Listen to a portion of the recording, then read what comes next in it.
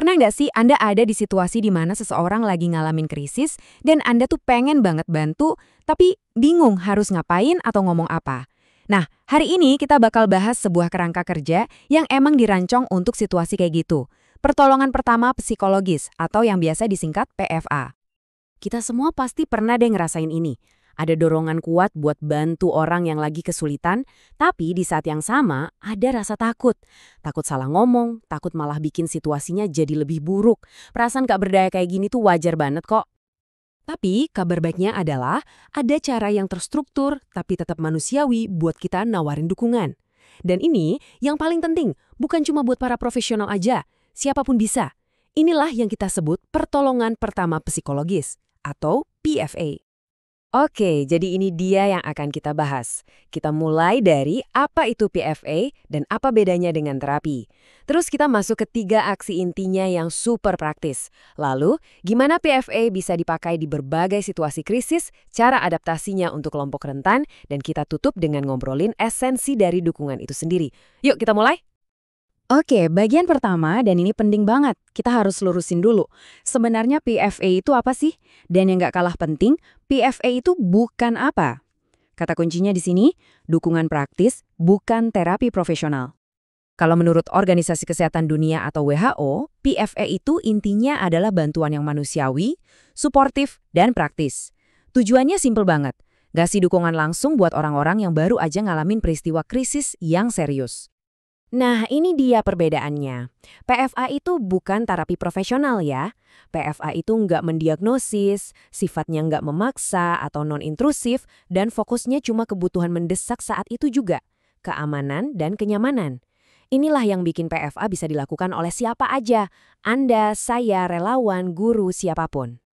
Terus tujuannya apa? Ada 5 pilar utama nih. Pertama, menciptakan rasa aman. Kedua, menenangkan dan membuat nyaman. Ketiga, membangun kembali koneksi. Keempat, mengembalikan rasa kontrol atau pemberdayaan diri.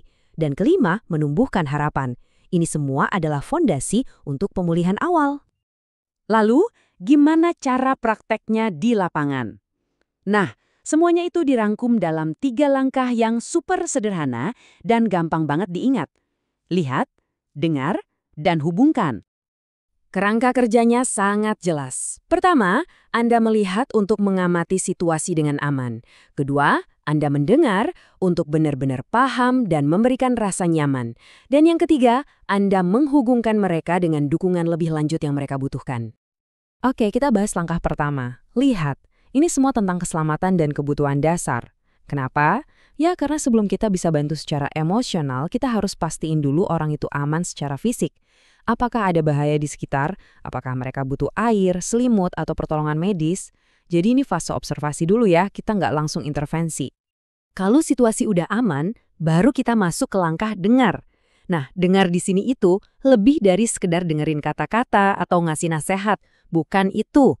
Ini tentang memberikan kehadiran. Kehadiran yang tenang, yang menerima perasaan mereka apa adanya, tanpa menghakimi. Kualitas kehadiran Anda di momen ini jauh lebih penting daripada kata-kata yang Anda ucapkan. Salah satu teknik paling kuat dalam tahap mendengar adalah validasi. Cukup dengan mengatakan sesuatu seperti, apa yang Anda rasakan itu reaksi yang wajar kok. Wajar kalau merasa takut, kita seolah-olah menormalisasi perasaan mereka.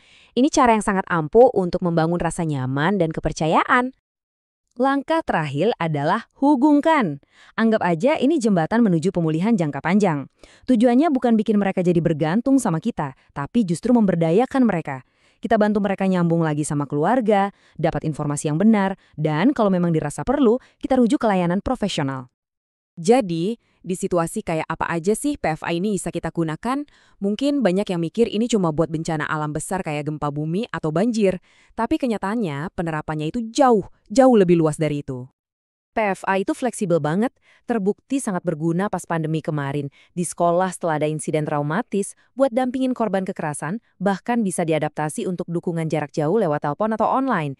Ini bukti kalau PFA itu semacam keterampilan hidup yang relevan di banyak banget situasi. Nah, meskipun PFA itu fleksibel, kita nggak bisa pakai pendekatan yang sama rata buat semua orang. Inilah kenapa adaptasi itu jadi kunci, terutama waktu kita berhadapan dengan kelompok-kelompok yang punya kebutuhan khusus. Poin utamanya adalah sensitivitas. PFE yang efektif itu harus mempertimbangkan konteks tiap individu. Apa yang berhasil untuk orang dewasa belum tentu cocok buat anak-anak. Apa yang dibutuhkan penyintas bencana alam mungkin beda banget dari yang dibutuhkan penyintas kekerasan. Nggak bisa dipukul rata. Contohnya gini, untuk anak-anak kita harus pakai bahasa yang sederhana dan mudah mereka mengerti. Buat penyintas kekerasan, kerahasiaan dan rasa aman jadi prioritas nomor satu. Dan untuk kelompok yang sering ngalamin diskriminasi, langkah hubungkan harus dilakukan dengan ekstra hati-hati untuk memastikan mereka terhubung ke layanan yang benar-benar aman dan suportif buat mereka. Oke, jadi setelah semua teknik dan langkah-langkah ini, apa sih sebenarnya inti dari PFA? Apa satu hal paling penting yang harus kita bawa pulang dari obrolan ini? Nah, ini dia pesan utamanya. Peran kita itu bukan untuk memperbaiki orang lain seolah-olah mereka itu mesin yang rusak. Bukan. Sebaliknya, kita itu lebih kayak tukang tebun.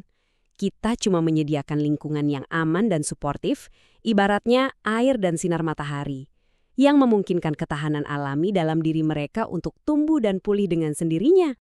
Sebagai penutup, coba deh kita renungkan ini. Gimana caranya kita, masing-masing dari kita, bisa bantu membangun komunitas di mana respon pertama terhadap krisis itu bukanlah kepanikan, tapi justru kehadiran yang suportif dan terampil? PFA adalah salah satu jawabannya. Terima kasih